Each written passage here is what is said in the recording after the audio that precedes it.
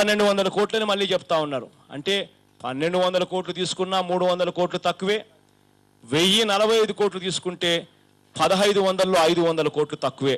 ఎస్టీల మీద వీళ్ళకు చూపిస్తా ఉన్న ప్రేమ.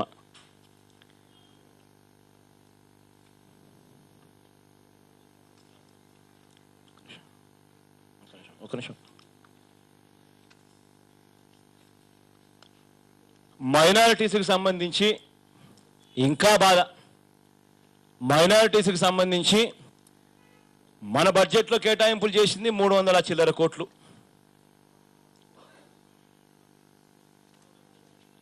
300 చిల్లర కోట్లు. జనాభా లెక్కన చూసుకుంటే 6% పైనే ఉన్నారు. 6.95% ఉన్నారు. మరి ఎందుకు ఇంత వ్యత్యాసం? వాళ్ళకి ఎందుకు మీరు కనీసం వాళ్ళ జనాభా ప్రకారమైనా కూడా వాళ్ళకి ఇవ్వాలి అన్న ఆలోచన మీకు ఎందుకు తట్టడం లేదని చంద్రబాబు నాయుడు గారిని అడుగుతా ఉన్నా. పక్కన తెలంగాణ రాష్ట్రంలో కూడా 1000 కోట్లు పైన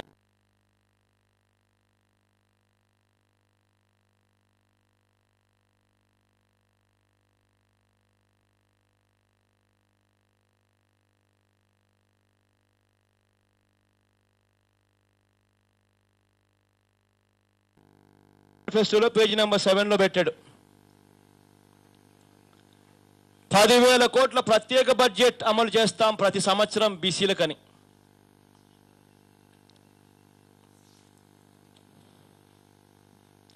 ఏమైంది చంద్రబాబు నాయుడు గారు? 10,000 కోట్లు ప్రతి సంవత్సరం. నిన్న సంవత్సరం 10,000 కోట్లు పెట్టాలి, ఈ సంవత్సరం 10,000 కోట్లు పెట్టాలి, 20,000 కోట్లు ఇప్పటికే పెట్టి ఉండాలి. ఏమైంది చంద్రబాబు నాయుడు గారిని అడుగుతా ఉన్నా. చేనేతలకు ప్రతి సంవత్సరం 1000 కోట్లు ఇస్తానన్నారు. ఏమైంది చంద్రబాబు నాయుడు గారు? చేనేతలకు 1000 కోట్లు ఇచ్చే కార్యక్రమం అని అడుగుతా ఉన్నా. కాపులకు 1000 కోట్లు ఇస్తామన్నారు. ఏమైంది చంద్రబాబు నాయుడు గారు? కాపులకు 1000 కోట్లు ఇస్తామన్నారు. మీ మనసు ఎందుకు విరిగిపోయింది? కేవలం 100 కోట్లు ఇచ్చి చేతులు ఎందుకు దులుపుకుంటున్నారు అంటున్నా. కాపులను బీసీలో చేరుస్తామన్నారు చంద్రబాబు గారు. బీసీలకు అందరికీ నమ్మకం కలిగించి ఆ తర్వాత చేరుస్తామన్నారు. ఇప్పుడు ఎవరు అడ్డు తగులుతున్నారు చంద్రబాబు గారు అని మిమ్మల్ని అడుగుతా ఉన్నా. ఎందుకు చేయడం లేదని అడుగుతా ఉన్నా. కారణం ఏంటంటే చంద్రబాబు నాయుడు గారికి కుల రాజకీయాలు ఆడడం చాలా నేర్పరి. గతంలో కూడా ఇదే చంద్రబాబు నాయుడు గారు ఎస్సీ వర్గీకరణలో ఇదే చేశాడు. ఎన్నికలకు ముందు చేస్తాడు అలా ఎస్సీ వర్గీకరణలో, లేకపోతే కాపులను బీసీలోకి చేర్చడమను. ఆ తర్వాత ఎవరో ఒకరు ఖచ్చితంగా కోర్టుకు పోయేట్టుగా కూడా చేస్తాడు. చేసేసి కోర్టుల్లో కేసు ఓడిపోయేట్టుగా కూడా చేస్తాడు. చేసేసి నేను చేశాను, కోర్టులు క్యాన్సిల్ చేశాయి, నేను కాదు బాధ్యుని అనడం చంద్రబాబు నాయుడు గారి కొత్త కాదు. గతంలో ఎస్సీ వర్గీకరణలో అదే చేశాడు. ఇవాళ కాపుల్లో కూడా అదే కార్యక్రమం చేయడానికే ఇదే చంద్రబాబు నాయుడు గారు అన్ని రకాలుగా కూడా ఎత్తులు పై ఎత్తులు వేసి రెడీగా పెట్టుకున్నారు. ఇంకా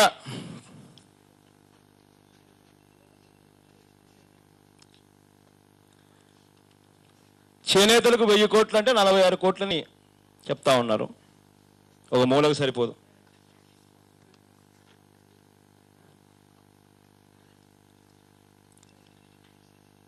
క్యాపిటల్ సిటీకి సంబంధించి మాట్లాడాల్సిన అంశాల్లో ఇంతకుముందే క్యాపిటల్ సిటీకి సంబంధించి గుంటూరుకు వెళ్ళినప్పుడు అందరం వెళ్ళాం. మా పార్టీకి సంబంధించిన ఎమ్మెల్యేలు 46 మంది క్యాపిటల్ సిటీకి చంద్రబాబు నాయుడు గారు ప్రపోజ్ చేసిన క్యాపిటల్ సిటీకి వెళ్ళాం. రైతులకు భరోసా కల్పించడం కోసం వారి కోసం గట్టిగా పోరాటం చేశాం. వాళ్ళ కోసం 46 మంది ఎమ్మెల్యేలు పాదయాత్ర కూడా చేశారు. సీనియర్ పార్టీ లీడర్లతో, పార్టీకి చెందిన సీనియర్ పార్టీ లీడర్ల చేత కమిటీ ఫామ్ అయి రైతు పరిరక్షణ కమిటీ కింద 4-5 సార్లు అక్కడికి వెళ్ళి భరోసా కల్పించాం. బాధ అనిపిస్తుంది. పచ్చని భూములు, 3 పంటలు పండే భూములు రైతులకు ఇష్టం లేకపోయినా లాక్కునే కార్యక్రమం చేస్తూ ఉన్నారు. కొంతమంది రైతులు భయపడో ఇంకొకటో కారణం చేత ల్యాండ్ పూలింగ్లో వీళ్లకు ఇచ్చి ఫామ్ 9 ఇచ్చుంటే ఆ ఫామ్ 9.3 ఇచ్చుంటే ఆ ఫామ్ 9.3ని వెనక్కి తీసుకునేదానికి ఇవాళ వాళ్ళకు పర్మిషన్ లేదు. ధర్నాలు చేస్తూ ఉన్నారు, అయినా పట్టించుకునే పరిస్థితి లేదు ఈ రాష్ట్ర ప్రభుత్వం వైపు నుంచి. ఇవాళ నేను చంద్రబాబు నాయుడు గారిని గట్టిగా అడగదలుచుకున్నా, అయ్యా చంద్రబాబు నాయుడు గారు,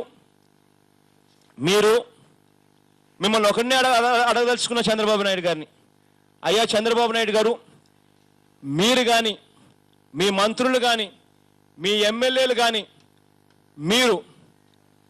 మీకున్న భూములు హైదరాబాద్లో కానీ విజయవాడలో కానీ ఇదే పర్సంటేజీలకు, ఇదే రైతుల దగ్గర నుంచి మీరు లాక్కుంటా ఉన్న ఇదే పర్సంటేజీలకు మీరు అదే రైతులకు ఇస్తారా అని అడుగుతా ఉన్నా, గట్టిగా అడుగుతా ఉన్నా. మీ దగ్గర నుంచి సమాధానం కావాలని. మరి మీరు ఇవ్వలేనప్పుడు ఆ రైతుల దగ్గర నుంచి ఎందుకు లాక్కుంటున్నారు అని అడుగుతా ఉన్నా. కారణం ఏంటంటే మీరు చేస్తూ ఉన్న డెవలప్మెంట్ ఏమిటి అని అంటే రోడ్లు వేస్తారు, కరెంట్ ఇస్తారు, నీళ్ళు ఇస్తారు. రోడ్లు, పైప్ లైను, కరెంటు నీళ్లు. దీనికి మామూలుగా రియల్ ఎస్టేట్లో ఇవాళ జరుగుతూ ఉన్నది ఏంటంటే ఎకరాకు దీనికి 40 లక్షలు 35 లక్షలు మించి ఖర్చు కాదు. మామూలుగా రియల్ ఎస్టేట్లలో ఏ రైతుకైనా భూమి ఉంటే వాళ్ళందరూ కూడా ఇదే డెవలపర్కి ఎవరికైనా ఇస్తే ఇదే డెవలపర్ ఆయనకు 40 లక్షల రూపాయలు మించి ఖర్చు కాదు కాబట్టి ఇదే డెవలపర్ రైతులకు 70% ఇచ్చి వాళ్ళు 30%కు చేసే కార్యక్రమం చేస్తారు. కానీ ఇవాళ మీరు ఏం చేస్తూ ఉన్నారంటే రైతులకు 70% అంటే దాని అర్థం కనీసం 2200 గజాలు, అది కూడా చిన్న చిన్న ప్లాట్లు అయితే. కానీ అదే ఈ రకంగా వేల ఎకరాలు తీసుకొని పెద్ద పెద్ద ప్లాట్లు కన్నా చేయడం మొదలు పెడితే కనీసం 2800 గజాలన్నా ఇవ్వవలసిన పరిస్థితి వస్తుంది ప్రతి రైతుకు. కానీ మీరు ఇచ్చేది 1000 గజాలకు అటు ఇటుగా ఇచ్చి చేతులు దులుపుకుంటా ఉన్నారు. అదే మీ భూములు అయితే ఇస్తారా అని అడుగుతా ఉన్నా ఇదే చంద్రబాబు నాయుడు గారిని, ఇదే రైతులకు. రాజధానికి సంబంధించి దళితులకు, గిరిజనులకు, మైనారిటీలకు, బీసీలకు, పేదలకు, మధ్యతరగతికి మీరు ఎంత భూమి ఇస్తున్నారు చంద్రబాబు నాయుడు గారిని అడుగుతా ఉన్నా. 5%. ఆహా, ఎంత గొప్ప సామాజిక న్యాయం చేస్తూ ఉన్నారు చంద్రబాబు గారు. 5%. మిగిలినదంతా మీ రియల్ ఎస్టేట్ వ్యాపారం.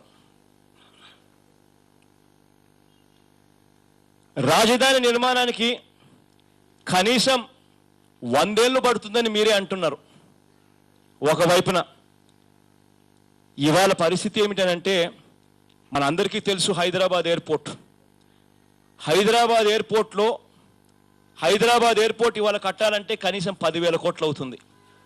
అటువంటి హైదరాబాద్ ఎయిర్పోర్టు 10,000 కోట్ల రూపాయలతో నిర్మితమై ఇప్పటికీ 8 సంవత్సరాలు అయిపోయింది. 8 సంవత్సరాలు అయిపోయినప్పటికీ 10,000 కోట్ల పెట్టుబడి అక్కడ పెట్టినప్పటికీ హైదరాబాద్లో ఎయిర్పోర్ట్ రన్నింగ్లో, ఆపరేషన్లో ఉన్నప్పటికీ ఇవాళటికి కూడా హైదరాబాద్ ఎయిర్పోర్ట్ చుట్టుపక్కల పరిసరాలలో గజం 3,000 నుంచి 5,000 రూపాయలకు నీకు గజం దొరుకుతూ ఉంది. మరి ఎప్పుడు చంద్రబాబు మీరిచ్చే ఈ 1000 గజాలు ఎప్పుడు పెరుగుతుంది? ఆ రైతుల పరిస్థితి ఏమిటి? మీరే 100 సంవత్సరాలు పడుతుంది క్యాపిటల్ సిటీ పెరగడానికి, నిర్మితం కావడానికి అని మీరే అంటున్నారు. మరి ఈ రైతుల జీవితాలతో ఈ చెలగాటం కాదని అడుగుతా ఉన్నా. చంద్రబాబు నాయుడు గారికి గట్టిగా చెప్తా ఉన్నాం, అయ్యా చంద్రబాబు గారు, మీరు ముఖ్యమంత్రి, మీరు చేయాల్సింది రియల్ ఎస్టేట్ వ్యాపారం కాదు. మీరు ముఖ్యమంత్రి పని మీరు చేయండి. అంటే దాని అర్థం ఇలా రైతుల దగ్గర నుంచి బలవంతంగా భూములు లాక్కోవడం కాదు ముఖ్యమంత్రి చేయాల్సింది. మీరు చేయాల్సింది ఏమిటంటే మీకు కావాల్సిన ఆఫీసులు, ఎందుకనంటే రైతులు వ్యతిరేకిస్తున్నారు కాబట్టి వ్యతిరేకంగా ఉన్నప్పుడు అదే ప్రాంతంలోనే నువ్వు కట్టాలి అని చెప్పి నువ్వు అనుకుంటే మాత్రం అక్కడే కట్టాలి అని అనుకుంటే నీ ఆలోచనలు మార్చండి. అదే మంగళగిరిలోనే 2,000 ఎకరాల్లోనూ 3,000 ఎకరాల్లో గవర్నమెంట్ భూమి ఉంది, అక్కడ మీకు కావలసిన భవనాలు కట్టండి. మిగిలిన చోట్లంతా రోడ్లు వేసేయండి, జోనింగ్ చేయండి, వదిలేయండి. రైతులే నిర్ణయించుకుంటారు వ్యవసాయం చేయాలనో రియల్ ఎస్టేట్ వ్యాపారం చేయాలనో అది రైతులకే వదిలిపెట్టేసేయండి చంద్రబాబు గారు. లేదు నేను బ్రహ్మాండమైన క్యాపిటల్ కట్టాలి, బ్రహ్మాండమైన ఎకరాలు నాకు కావాలి అని అనుకుంటే నేను అమెరికా కట్టాలి, జపాన్ కట్టాలి, సింగపూర్ కట్టాలని మీరు అనుకుంటే మాత్రం దయ ఉంచి ఆ క్యాపిటల్ సిటీ నుంచి కేవలం 20 కిలోమీటర్లు కిందికి వస్తే ఇదే గుంటూరు జిల్లాలోనే వినుకొండలో 18,000 ఎకరాల గవర్నమెంట్ ల్యాండ్ ఉంది. డిగ్రేడెడ్ ఫారెస్ట్ డీనోటిఫై చేయడానికి కేంద్రం సిద్ధంగా ఉంది, చేస్తామని యాక్ట్లో కూడా చెప్పారు. అక్కడ క్యాపిటల్ సిటీ అక్కడ సింగపూర్ కాకపోతే జపాన్ కట్టండి, జపాన్ కాకపోతే అమెరికా కట్టండి. ఇప్పుడు మీరు చేస్తా ఉన్న దానికి కేవలం 20 కిలోమీటర్ల దిగువన ఉంది. ఇది మీకు మనసు లేదు, రాక్షసులు అయిపోయారు మీరు. ఇదే చంద్రబాబు నాయుడు గారికి నేను చెప్తా ఉన్నా, అయ్యా చంద్రబాబు గారు, బలవంతంగా రైతుల దగ్గర నుంచి భూములు లాక్కోవడం మానేయండి. ఎవరైతే రైతులు 9.3 ఫామ్ ఇంతకు ముందు గతంలో బలవంతంగా మీ ప్రోద్బలానికి లొంగి బలవంతంగా ఎవరైతే 9.3 ఫామ్ ఇచ్చారో వాళ్ళల్లో ఎవరైనా ఫాములు వెనక్కి తీసుకునేదానికి ముందుకు వస్తే దయ ఉంచి వాళ్ళకు ఫాములు వెనక్కి ఇవ్వండి. ఈ రెండు మాత్రం మీరు చేయకపోతే చంద్రబాబు గారు, ఇదే చంద్రబాబుకు నేను చెప్తా ఉన్నా, అధికారం అన్నది శాశ్వతం కాదు. ఎన్నికలు వస్తాయి, ఎన్నికలు వచ్చినప్పుడు ఇదే ప్రజలు నిన్ను బంగాళాఖాతంలో కలుపుతారు. మా ప్రభుత్వం వస్తుంది, మా ప్రభుత్వం వచ్చిన వెంటనే ఇటువంటి బలవంతంగా లాక్కున్న ఈ భూములను ఆ రైతులకు తిరిగి వెనక్కి ఇస్తామని చెప్పి మాత్రం గట్టిగా చెప్తా ఉన్నాం.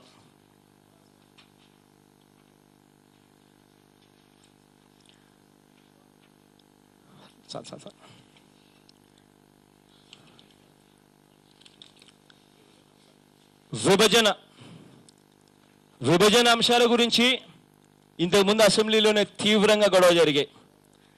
ఇదే చంద్రబాబు నాయుడు గారిని గట్టిగా నిలదీశాం కూడా. ఆ రోజు బీజేపీ సభ్యులతో కూడా గొడవ జరిగింది. వాళ్ళు కూడా తట్టుకోలేకపోయారు, బీపీ వచ్చినట్టుగా ఓ అని రెచ్చిపోయారు వాళ్ళు కూడా. రాష్ట్ర విభజన జరిగి దాదాపుగా 10 నెలలు గడిచింది. అయినా ఈనాటికి కూడా విభజన హామీలు అమలు కాలేదు అని ఇదే చంద్రబాబు నాయుడు గారు తెలుగు మీడియాకు మాత్రం బోరు కొట్టినప్పుడల్లా వచ్చి చెప్తా పోతాడు. కానీ ఇంగ్లీష్ మీడియాకు మాత్రం చెప్పడు. ఎప్పుడైనా గమనించారో లేదో నాకు తెలియదు. నేషనల్ మీడియాకు మాత్రం చెప్పరు. ఎందుకని? చంద్రబాబు నాయుడు గారికి ఇంగ్లీష్ రాదా? కాదు, బాగా వచ్చు. అయినా చెప్పడు. ఎందుకు చెప్పడు? చెబితే నరేంద్ర మోడీ గారికి తెలుస్తుంది, ఆయనకి ఇంగ్లీష్ వచ్చు కాబట్టి నరేంద్ర మోడీకి తెలుస్తుంది కాబట్టి చెప్పడు. ఎందుకని? ఆయనకు చెప్తే ఈయనకు నష్టం జరుగుతుంది కాబట్టి చచ్చినా చెప్పను అంటే చెప్పను, సస్తే చెప్పను అంటాడు. ఇది కేవలం రాష్ట్ర ప్రభుత్వం చేతగానితనం కాదా అని అడుగుతా ఉన్నా. కేంద్రంలో ఉన్న ప్రభుత్వంలో తెలుగుదేశం పార్టీకి చెందిన 2 మంత్రులు ఉన్నారు. రాష్ట్రంలో ఇదే ప్రభుత్వంలో మళ్ళీ బీజేపీకి సంబంధించి 2 మంత్రులు ఉన్నారు. మరి ఇటువంటి పరిస్థితుల్లో ఎందుకు చంద్రబాబు నాయుడు గారు గట్టిగా ఒత్తిడి తీసుకొని రాలేకపోతా ఉన్నారు? నేను ఇవాళ చంద్రబాబు నాయుడు గారిని గట్టిగా ఒకటి అడుగుతా ఉన్నా, అయ్యా చంద్రబాబు గారు, మేమంటే ప్రతిపక్షంలో ఉన్నాం, మా చేతుల్లో ఏమీ లేదు. అయినా కూడా మేము మొట్టమొదటగా నరేంద్ర మోడీ గారిని కలిసి రాష్ట్రానికి సహాయం చేయమని చెప్పి అడిగాం. అదొకటే కాకుండా అపాయింట్మెంట్లు అడుగుతూ వచ్చాం. ఇచ్చినప్పుడల్లా ప్రతి మంత్రిని కూడా కలిసాం. ఢిల్లీకి ఈ 9-10 నెలల్లో 3 సార్లు పోయాం. మంత్రులను అపాయింట్మెంట్లు ఇచ్చిన ప్రతి ఒక్కరిని కలిసాం. మా చేతనైన కాడికి మేము రిప్రజెంట్ చేశాం. కలిసిన తర్వాత ఏం రిప్రజెంట్ చేశాము అని చెప్పి ఆ రిప్రజెంటేషన్ కాపీ కూడా మీడియాకు కూడా చూపించాం, మీడియాకు కూడా ఇచ్చాం. మీరు ఎందుకు మేము చేసిన దాన్ని మీరు ఎందుకు పర్సూ చేసుకోవడం లేదని అడుగుతా ఉన్నా. సరే, మేమంటే ప్రతిపక్షంలో ఉన్నాం, మా చేతుల్లో ఏమీ లేదు, ఒప్పుకుంటాం. చేయగలిగిన ప్రయత్నం మేము చేస్తూ ఉన్నాం. కానీ మీరెందుకు చేయడం లేదు చంద్రబాబు నాయుడు గారు? మీరు కాదా అధికారంలో ఉన్నదని చంద్రబాబు నాయుడుని గట్టిగా ప్రశ్నిస్తా ఉన్నా. మీ మంత్రి కేంద్ర పౌర విమాన శాఖ నిర్వహిస్తూ ఉన్నారు. అయినా విజయవాడ, విశాఖపట్నం ఎయిర్పోర్ట్ల విస్తరణకు ఈ బడ్జెట్లో నిధులు కేటాయించలేదు అంటూ మీరు ముఖ్యమంత్రిగా తెలుగు మీడియా దగ్గర మాత్రం తీవ్రంగా ప్రతిఘటిస్తారు. నేను అడుగుతా ఉన్నా, తెలుగుదేశం ఇంగ్లీష్ మీడియాకు మళ్ళీ చెప్పడు. నేను అడుగుతా ఉన్నా, తెలుగుదేశం పార్టీకి సంబంధించిన మంత్రి పౌర విమాన శాఖకు మంత్రిగా ఉంటూ మన ఎయిర్పోర్ట్లకు కనీసం డబ్బులు కూడా ఇప్పించుకోలేని పరిస్థితిలో ఉన్నారు అని అంటే నేను అడుగుతా ఉన్నా, మీకు సంబంధించిన ఈ ఇద్దరు మంత్రులు వల్ల ఈ 10 నెలల్లో మన రాష్ట్రానికి ఏమైనా దమ్మిడి అయినా మేలు జరిగింది అని అడుగుతా ఉన్నా నేను. రాష్ట్ర విభజన చట్టం ప్రకారం 6 నెలల్లో చేస్తాము అన్న హామీలు అనేకం ఉన్నాయి. ఇంక్లూడింగ్ మా వైఎస్ఆర్ జిల్లాలో ఉక్కు కర్మాగారం ఏర్పాటు చేస్తామన్న కాడి నుంచి గ్రీన్ఫీల్డ్ క్రూడ్ ఆయిల్ రిఫైనరీ దాకా అన్నీ కూడా పరిశీలిస్తామని చెప్పి గట్టిగా చెప్పారు. 6 నెలల లోపున్న హామీలు చాలా ఉన్నాయి. సెక్షన్ 91 ప్రకారం పోలవరానికి సంబంధించిన హామీలు ఉన్నాయి. సెక్షన్ 94(1) ప్రకారం ఇన్సెంటివ్స్, ట్యాక్స్ బెనిఫిట్స్కు సంబంధించి ఫిజికల్ బెనిఫిట్స్కి సంబంధించి చాలా ఉన్నాయి. ఇవి కాక రాజ్యసభలో అప్పటి ప్రధానమంత్రి హోదాలో ఇచ్చిన హామీలు చాలా ఉన్నాయి. మరి ఇవన్నీ ఉన్నప్పుడు మీరు ఏం చేస్తా ఉన్నారు చంద్రబాబు? నేను అడుగుతా ఉన్నా. ఇప్పటికీ నేను చంద్రబాబు నాయుడు గారు కూడా చెప్తా ఉన్నా, అయ్యా మేము వస్తాం, కావాలంటే మమ్మల్ని అడగండి, మేము వస్తాం, పోదాం, అడుగుదాం, చేయగలిగిన ప్రయత్నం మేము చేస్తాం. మీరు వచ్చినా మీరు రాకపోయినా మేము కూడా ఖచ్చితంగా మళ్ళా ఢిల్లీ వాళ్ళని కూడా కలుస్తాం. మళ్ళీ ఇంకా ఎక్కువ ఒత్తిడి తీసుకొచ్చే ప్రయత్నంలో భాగంగా మా చేతనైన కాడికి మేము చేస్తాం. ఎందుకు మేము అంటున్నామంటే ఈ మాట, మళ్ళీ నేను ఢిల్లీకి వెళ్ళి నేను చేయలేదనుకో ఈ ప్రయత్నం, మళ్ళీ బురదేయడానికి రెడీగా ఉంటారు. జగన్కి రాష్ట్రం గురించి పట్టింపులు లేవు, జగన్ ఒక్కసారి కూడా ఢిల్లీకి వెళ్ళడు, వెళ్ళి ఒక్కసారి కూడా అడగడు అని చెప్పి మళ్ళీ మా మీదే బండేస్తారు. చేతనైన కాడికి చేయడానికి సిద్ధంగా ఉన్నాం. వాడుకోండి, అవసరమైతే ఉపయోగపెట్టుకోండి, చేస్తాం. మీరు రాకపోయినా కూడా పోయి కూడా అడిగే కార్యక్రమం కూడా ముమ్మరం చేస్తాం. ఇక అసలు మన రాష్ట్రంలో ఎప్పుడైనా ఎవరికైనా అనిపించిందా మన రాష్ట్రంలో పెట్రోల్ డీజిల్ రేట్లు ఎంత ఉన్నాయి, వాటి పరిస్థితి ఏమిటి అని ఎప్పుడైనా అనిపించిందా? అనంతపురం నేను పోయినప్పుడు Anantapuram district petroleum dealers welfare association వాళ్ళు నాకు ఇచ్చిన మెమో, మేము ఇచ్చిన అర్జీ రిక్వెస్ట్ కాపీ.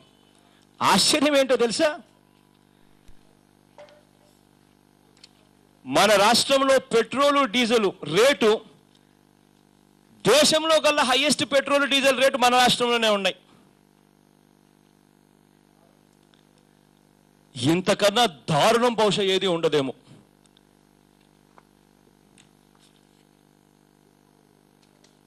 హిందూపురంలో 58 రూపాయల 67 పైసలు. ఇక్కడ వీళ్ళు ఇచ్చిన కొండపల్లి FDZలో అయితే 57.63 పైసలు డీజిల్. పెట్రోలు 69 రూపాయల 14 పైసలు. ఇంకా వేరియస్ దేశంలో సంబంధించి ఇలా కేస్ స్టడీ కోసం రకరకాలు చూపించుకుంటూ వచ్చారు. అన్నీ కవర్ చేశారు.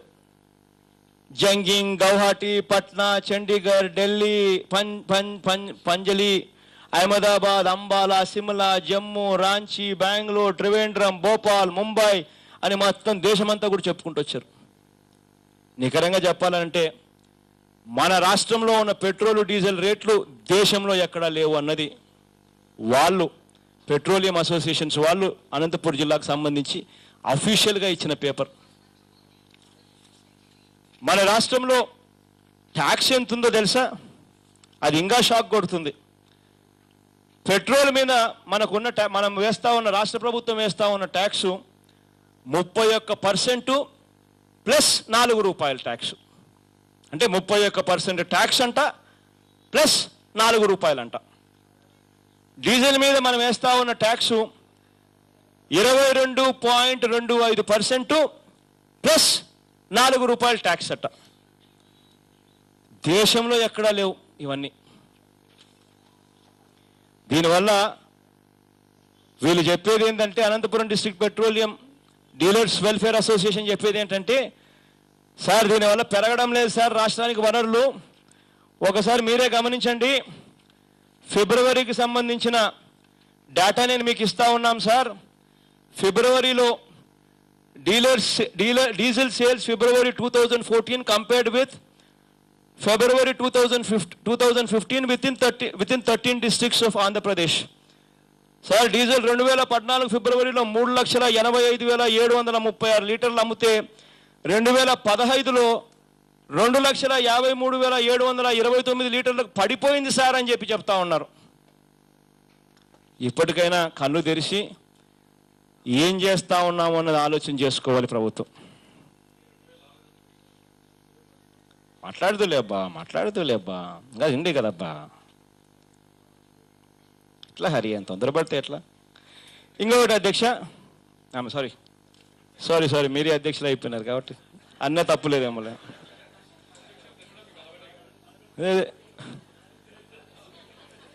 మీ అందరికీ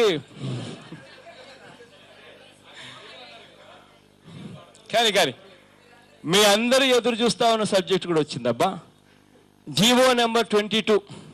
ఆహా, ఎంత గొప్ప జీవో తెలుసా ఇది! రాష్ట్రాన్ని అమ్మేస్తా ఉన్న జీవో ఇది. ఒక్కసారి చెప్తా ఎంత భయానక సత్యాలు ఉన్నాయో ఈ జీవోలో. ఈ జీవో నెంబర్ 22 అన్నది బ్యాక్గ్రౌండ్ ఏంటంటే,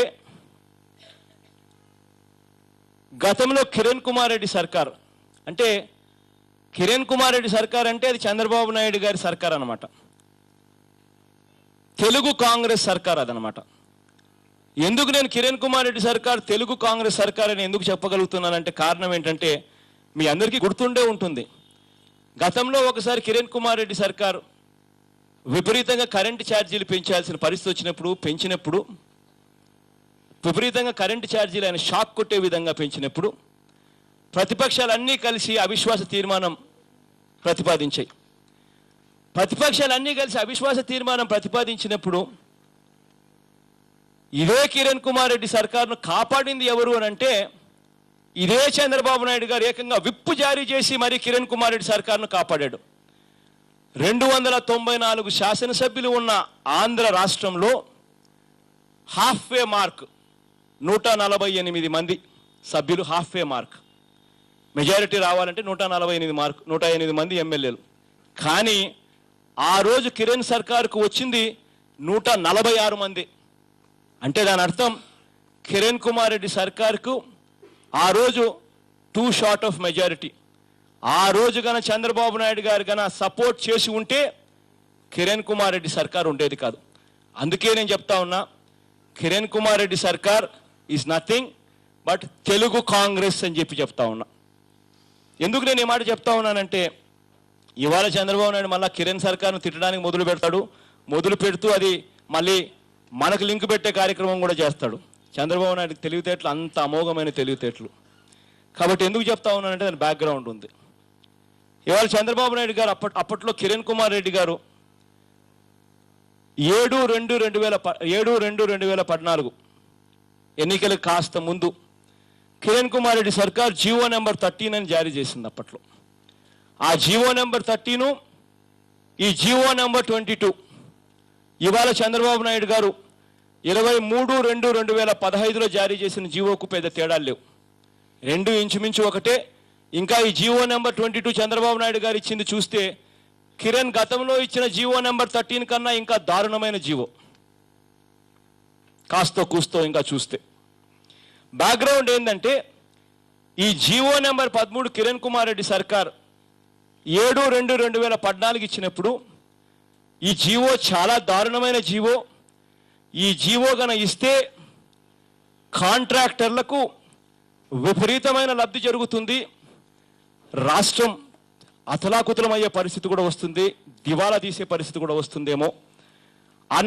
అన్అసర్టైనబుల్ లయబిలిటీ ఎంత ఉంటుందో కూడా తెలియని పరిస్థితిలో ఫ్యూచర్ లయబిలిటీకి మనం తావిస్తున్నాం అని కిరణ్ సర్కార్లోనే కొంతమంది మంత్రులు దీన్ని వ్యతిరేకిస్తే చీఫ్ సెక్రటరీ దీన్ని పక్కన పెట్టాడు. ఇంప్లిమెంట్ కాకుండా చీఫ్ సెక్రటరీ పక్కన పెడితే ఆ తర్వాత గవర్నర్ గారు పరిపాలన వచ్చింది. గవర్నర్ గారి పరిపాలన వచ్చినప్పుడు గవర్నర్ గారు జరిగిన కరెస్పాండెన్స్ అంతా చూశారు. చూసిన తర్వాత గవర్నర్ గారు ఈ జీవోను అబెయన్స్లో పెట్టాడు. గవర్నర్ గారు ఈ జీవోను అబెయన్స్లో పెడితే చంద్రబాబు నాయుడు గారు ఇవాళ 2023-2015లో ఇవాళ చంద్రబాబు నాయుడు గారు గవర్నర్ గారు అబెయన్స్లో పెట్టిన జీవోను అబెయన్స్ను విత్డ్రా చేసుకుని జీవో నెంబర్ 22 ఇచ్చాడు. అబెయన్స్ను విత్డ్రా చేసుకొని నేను చెప్తా ఉన్నాను. In the reference second read above, the orders so issued in the reference first cited were kept in abeyance. The orders issued in the reference second read above are now withdrawn. Governor గారు అబెయన్స్ లో పెట్టిన దానిని చంద్రబాబు నాయుడు గారు withdraw చేసుకొని మరి ఈ GO ఇచ్చారు. ఒకవైపునేమో చంద్రబాబు నాయుడు గారు రాష్ట్రం దివాలా తీస్తా ఉంది, రాష్ట్రంలో డబ్బులు లేవు అని ఒకవైపున అంటాడు. రెండో వైపున చంద్రబాబు నాయుడు గారు ఈ జీవోను 1/4/2013కు సంబంధించినప్పటి నుంచి కూడా వర్తింపజేస్తున్నాను అని అంటున్నాడు. అంటే ఆయన ముఖ్యమంత్రి కాదు, అప్పుడు ఆయన ముఖ్యమంత్రి కాదు. ఇవాళ 2015వ సంవత్సరంలో ఇవాళ జీవో ఇస్తున్నాం. 2013 నుంచి కాంట్రాక్టర్లకు డబ్బులు ఇవ్వాలి అని చెప్పి రాటిఫై చేస్తా ఉన్నాడు ఈ జీవో ద్వారా. మామూలుగా డబ్బులు లేకపోతే గవర్నర్ గారే పక్కన పెడితే, గవర్నర్ గారే పక్కన పెట్టింది నేనెలా చేస్తాను, నేను చెయ్యలేను అని చెప్పి ఏ ముఖ్యమంత్రి అయినా తప్పించుకుంటాడు. కానీ ఇక్కడ గవర్నర్ గారు పక్కన పెట్టింది విత్డ్రా చేసుకుని 2013 నుంచి నేను ఇస్తున్నాను, కాంట్రాక్టర్లకు ఎస్కలేషన్ అని చెప్తా ఉన్నాడు చంద్రబాబు నాయుడు గారు. ఈ జీవో ఎంత భయానకం అంటే, ప్రైస్ నేను చదువుతాను, కాస్త దయచేసి వినండి. Price variation number 1 point, price variation be allowed for labor, machinery and other materials with effect from 1/4/2013. మామూలుగా ఏ కాంట్రాక్ట్ చూసినా కూడా సిమెంటు, స్టీలు, ఫ్యూల్ అంటే పెట్రోల్, డీజిల్, వీటికి సంబంధించిన ఏ ప్రాజెక్టులో అయినా కూడా వీటికి సంబంధించి అప్రాక్సిమేట్లీ 40% దాకా ఉంటుంది. మిగిలిన 60% ఈ లేబరు, ఈ మెషినరీ, ఈ అదర్ మెటీరియల్స్ మామూలుగా ఏ కాంట్రాక్ట్లో కూడా కాస్త అటు ఇటుగా ఉంటాయి. అటువంటిది ఇంతకుముందు ఈపీసీ కాంట్రాక్ట్లన్నీ ఇంతకుముందు ఎలా ఉండేయంటే, కేవలం సిమెంటుకు, స్టీల్కు, పెట్రోల్, డీజిల్కు మాత్రమే, అది కూడా 5% కన్నా 5% కన్నా 5% కన్నా ఆ సిమెంటు, ఆ స్టీలు, ఆ ఫ్యూలు, ఆ పెట్రోల్, డీజిల్ కూడా 5% కన్నా ఎక్కువ పెరిగితేనే మీరు ఎస్కలేషన్ అడగండి అని మాత్రం ఉంది. మిగిలినటివి ఏటివి కూడా ఎస్కలేషన్కు తావు లేకుండా ఉండేది గతంలో.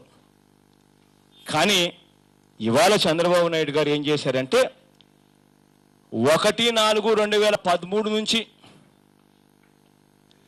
Price variation will be allowed for labor, machinery and other materials with effect from 1/4/2013 అంటున్నాడు. అంటే దాని అర్థం ఇవాళ ఈపీసీలో ఆన్ గోయింగ్ ప్రాజెక్ట్స్ అన్నీ కూడా 60% వాల్యూ ఆఫ్ ద వర్కుల్లో ఇవాళ ఎస్కలేషన్కు తావివ్వబోతున్నాడు ఈ ఫస్ట్ క్లాస్ ప్రకారం.